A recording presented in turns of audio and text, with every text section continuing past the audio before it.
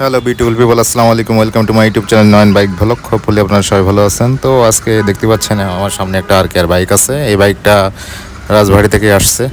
তো ভাইয়ের বাইকটা ঠিক করে দিলাম। ভাইয়ের এই বাইকটা প্রায় 6 মাস ঘরে ঘরে পড়েছিল।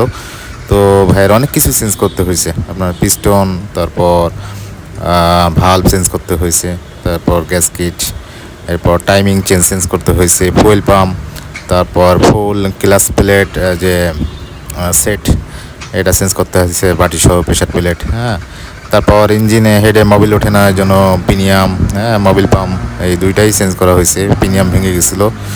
তো অনেক কিছুই চেঞ্জ করা হয়েছে।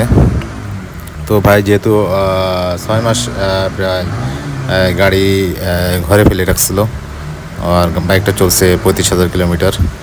তো যাই হোক, নতুন এনে বাইকটা নিছে। তো অনেক কিছু চেঞ্জ করছে। এখন গাড়িটা নিউ হয়ে গেছে অলমোস্ট। তো এটা হচ্ছে বাইক। আমার বাইক এটাও ব্ল্যাক, এটাও ব্ল্যাক। তো দুইটা বাইক একসাথেই।